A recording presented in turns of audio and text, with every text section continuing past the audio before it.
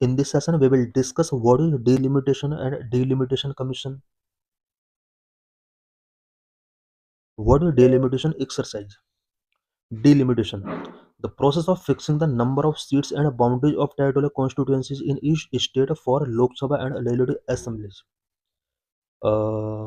India का और state में लोकसभा एंड लेजिस्लेटिव असेंबलीज के लिए number of seats and boundaries of territorial constituencies को फिक्स करने का जो प्रोसेस होता है, this is known as delimitation, conducted by an independent high-powered panel delimitation commission which is set up by an act of parliament.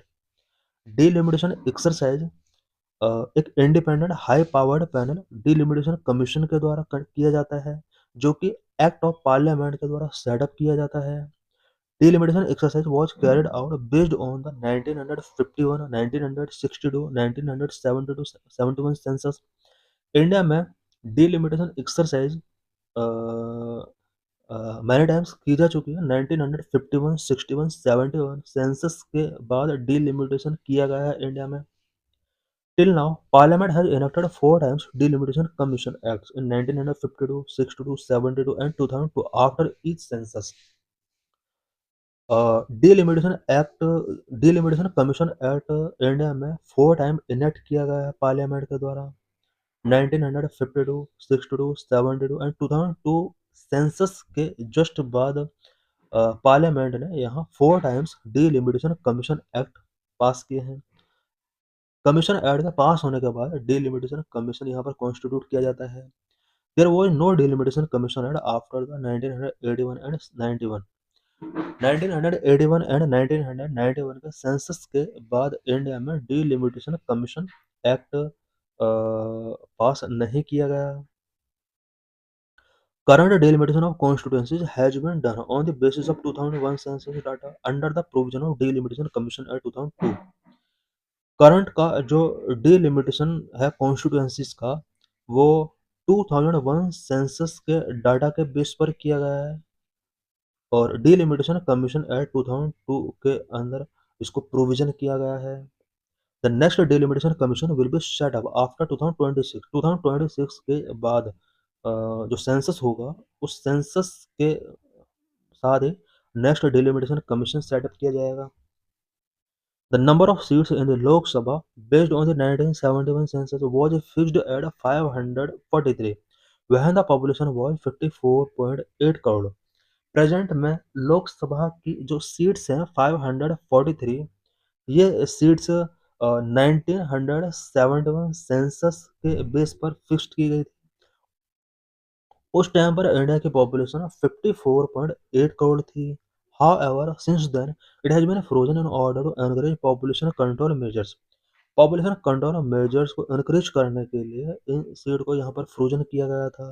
Readjustment, this number is to be readjusted based on the first census after 2026. 2026 के बाद जो भी census होने वाला है उस census के base पर अब लोकसभा की इन सीट को रीएडजस्ट किया जा सकता है.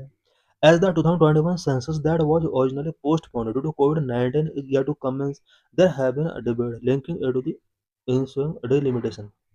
What are the constitutional provisions regarding delimitation in India? India में delimitation के रिगार्डिंग कॉन्स्टिट्यूशनल प्रोविजंस क्या क्या हैं? Article 82 and article 170 of the constitution. Article 82 and Article 170 of the Constitution empower the Parliament to readjust the allocation of seats in the Lok Sabha and legislative assemblies of the state respective after every census.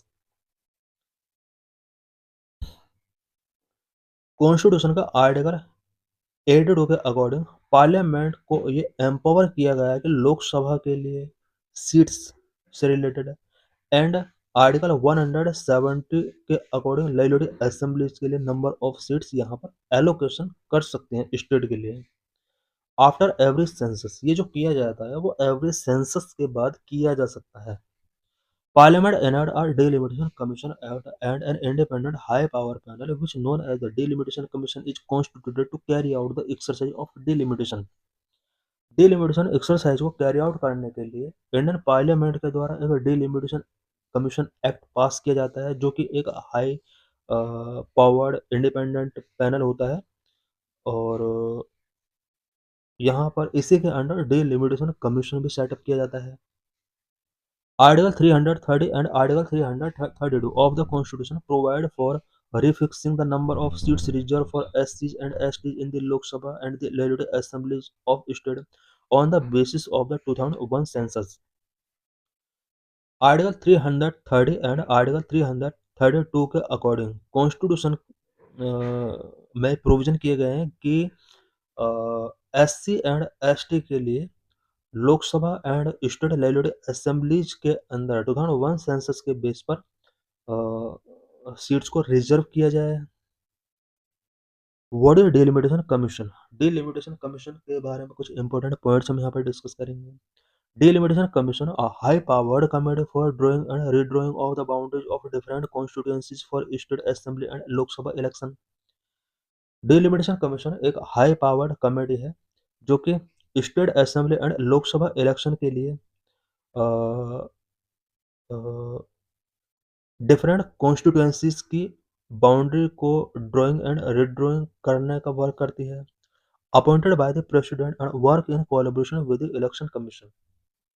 Delimitation commission president of India के द्वारा appoint किया जाता है। Election commission के साथ इसको collaboration करना होता है।